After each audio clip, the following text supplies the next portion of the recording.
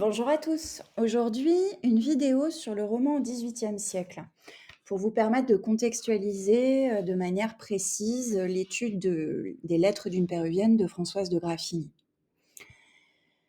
D'abord, le XVIIIe siècle est une période d'expérimentation et de renouvellement du genre romanesque. C'est un genre encore mal considéré au XVIIe siècle.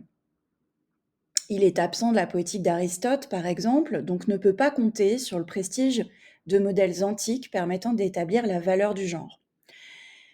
Associé le plus souvent à une absence de vraisemblance ou à la multiplication arbitraire de péripéties narratives, le roman est fréquemment moqué par les théoriciens pour son manque de rigueur et de cohérence, alors que l'esthétique classique valorise plutôt la symétrie et l'équilibre.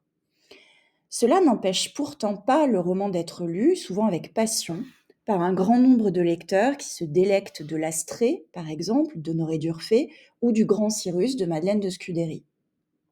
Cet intérêt amène des théoriciens à se pencher sur la fiction romanesque et à proposer des éléments de définition qui conféreraient au genre une certaine légitimité.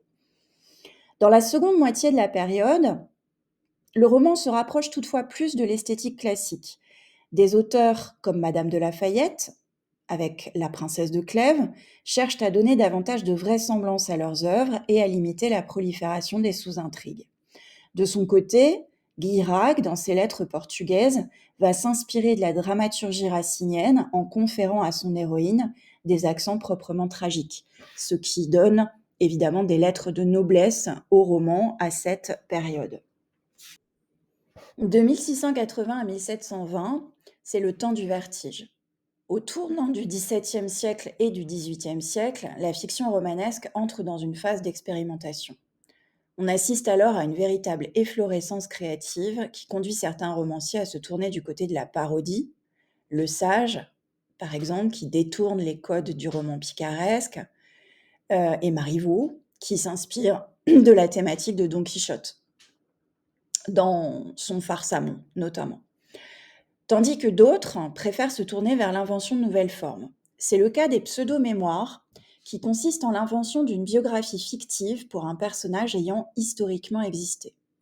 Mais c'est également le cas pour le roman épistolaire. S'inspirant des provinciales de Pascal et des lettres portugaises, Montesquieu, dans les lettres persanes, invente une forme hybride, celle de la polyphonie épistolaire, qui consiste en l'articulation de plusieurs épistoliers au sein d'une même intrigue. À partir de là, on assiste à une stabilisation et une affirmation du genre romanesque. D'abord avec le triomphe de la première personne, de 1720 à 1760.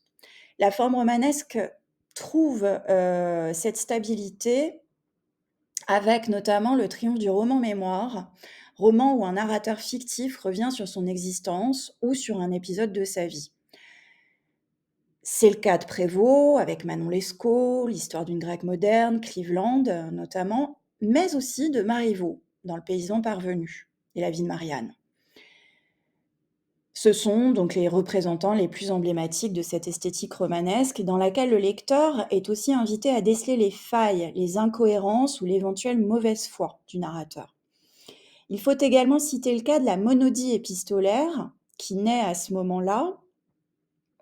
C'est un roman épistolaire, contrairement au roman polyphonique, où l'intrigue se déploie à travers les lettres d'un unique personnage. Crébillon, on peut citer Crébillon, Marie-Jeanne Riccoboni ou Françoise de Graffigny, avec nos lettres d'une péruvienne. Ces monodies épistolaires mettent en scène les tourments fantasmatiques d'héroïnes souvent cruellement déçues par l'inconstance masculine.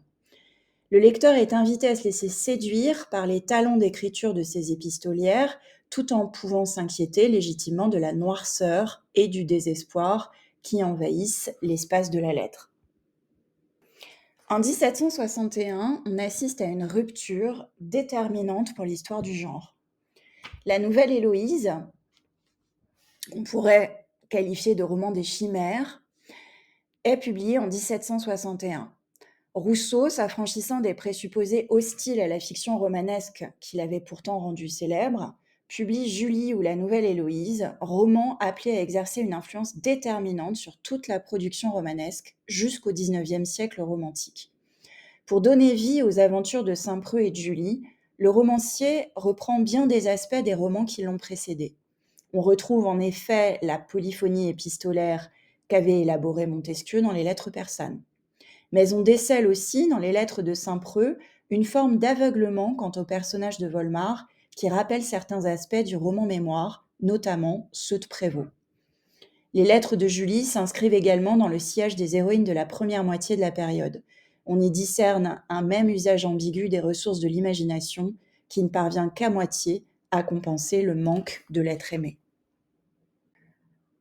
C'est peu de dire que le roman de Rousseau a suscité des émules.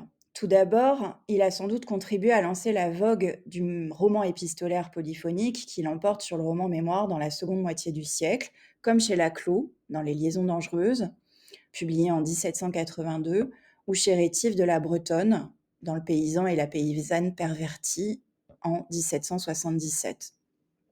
Ensuite, l'esthétique et les thèmes même du roman de Rousseau, la corruption de la civilisation, le sentimentalisme exacerbé, la mélancolie face à l'action dévastatrice du temps, ces thèmes se sont largement diffusés, soit sur le mode de l'hommage créatif, comme dans Paul et Virginie de Bernardin de Saint-Pierre, soit sur le mode du détournement sarcastique, chez Sade, notamment dans Aline et Valcourt.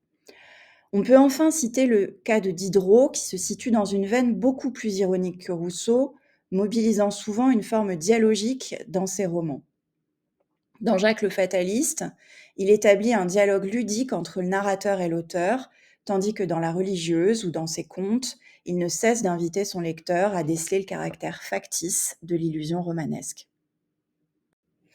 Voilà pour ce petit tour d'horizon du roman au XVIIIe siècle. Merci pour votre écoute et c'est à suivre, évidemment avec un autre, audio, vidéo, fiche vidéo sur fiction et philosophie dans les lettres de Françoise de Graffigny. À très vite et d'ici là, bon travail.